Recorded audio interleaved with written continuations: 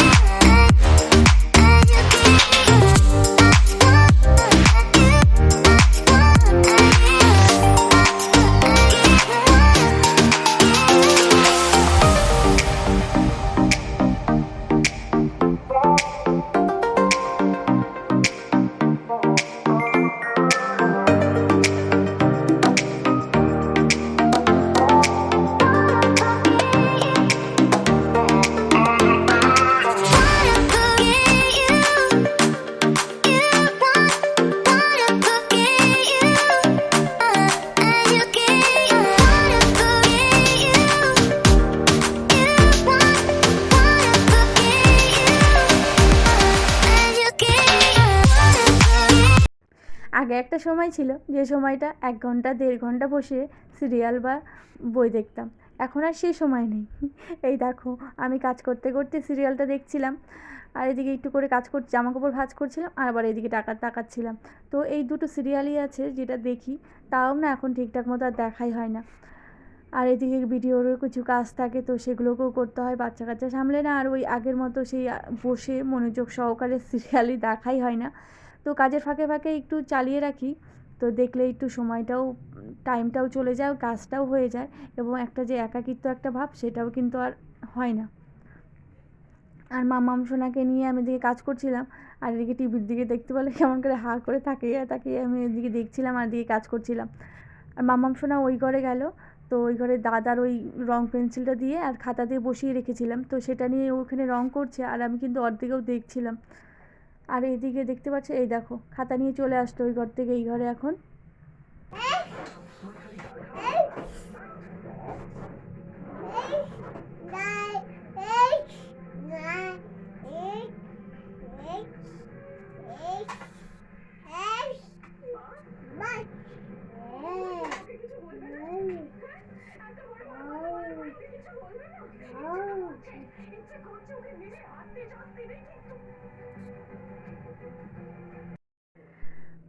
মুখে এক আর মনে আর এক।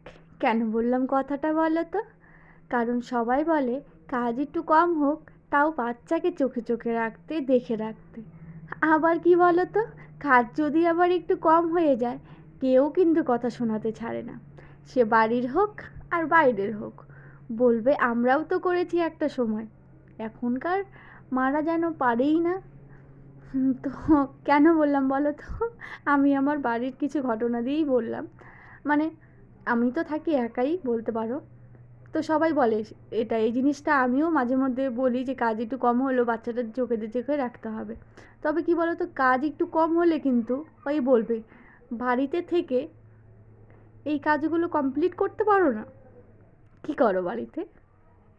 মাঝে মধ্যে না আগে খুব রাগ হতো, এখন আর রাগ ঠাক হয় না। এখন হেসে বলি আমি ঘুমিয়েছিলাম সেই কারণে করতে পারিনি। মাঝে মধ্যে এরকমটা হয়ে যায়। আর কি বলো তো, ওই সবাই এটাই বলে যে কাজ কম হলেও বাচ্চাদের চোখে চোখে রাখতে, এদিকে কাজ কম হলেও কিন্তু সবাই বলে কেন হয়নি এখনও, এই কাজটা তো কবের থেকে এরকম ছিল, এটা তো করতেই পারো। এই হলো মানুষের কথা। তাই মানুষের কথায় কান্না দিয়ে তুমি যতটুকু পারবে ততটুকুভাবেই কাজ করো। আমি এটা আমার নিজের দিক থেকেও দেখেছি, আবার অন্যের দিক থেকেও দেখেছি এই জিনিসটা হয়ে থাকে। আর দেখো, চলো অনেক বকবক করে ফেললাম, কি বললাম আমার এক কান্দে ঢুকে আরেক কান্দে বেরিয়ে হয়ে গেল। ওইসব কথা কান্না দিয়ে আমি তো আমার মতো কাজ করতে থাকি। কাজ একটু কম হলেও ভাবি যে না আজ এই কাজটা করব, আবার ভাবি না কাল ওই কাজটাই করব, কারণ যদি কোনো কিছু বাচ্চা কাচ্চা ব্যথা পায় নিজেদেরই কিন্তু খারাপ লাগবে। তো আমি সব দিকটা ম্যানেজ করে তবেই আমি একটা কাজ বের করি যে আমি এই কাজটা পারবো, হ্যাঁ তবেই আমি এই কাজটা বের করব। কেউ বললেও আর কেউ না বললেও আমি তো বের করছি না, কারণ আমার তো পারবো না এই কাজটা নিলে। দেখতে পাচ্ছ এই যে আমি যে আমার সংসারে কাজবাজ করি আমার এই মেয়েটাকে নিয়ে, আর মেয়েটা দেখতে পাচ্ছে আমি এই নোংরা বালতি জলটা ওটা নিয়ে হাতাপাতা করছিল।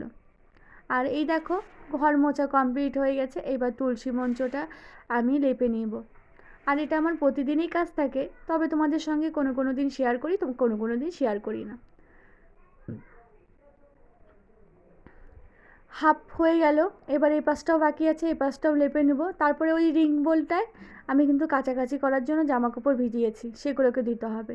তবে কি বলো তো, মাম্মাম সোনা বাবার জামা খুব একটা বের হয় না, কারণ যখন ওরা একটা জামা বা একটা প্যান্ট ভেজায় সঙ্গে সঙ্গে আমি ধুয়ে দিই। আর তোমাদের দাদাভাই রাতেও যে কিছু থাকে না, তো তোমাদের দাদাভাই যদি পারে তোমাদের দাদাভাইও ধুয়ে দেয়, সেই কারণে ওদের কিন্তু খুব একটা জামা কাপড় বের হয় না।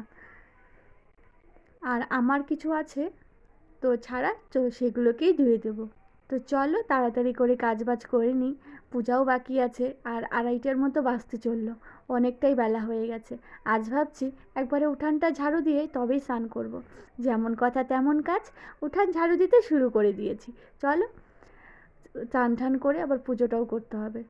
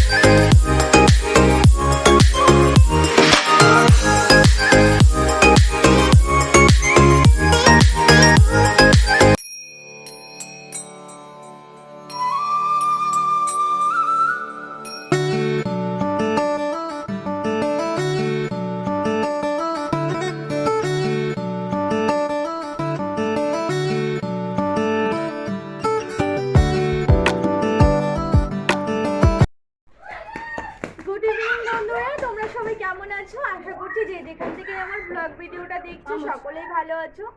রেডি হয়ে পড়েছি বৃহস্পতিবার, তো এখন একটা ভোগ বাড়ি নিমন্ত্রণ আছে, মহাপ্রভু ভোগ দিয়েছে, তো আমি এখন যাব। তো চলো, যদিও বা ভিডিও করবো না ওখানে গিয়ে, বাবা চলো।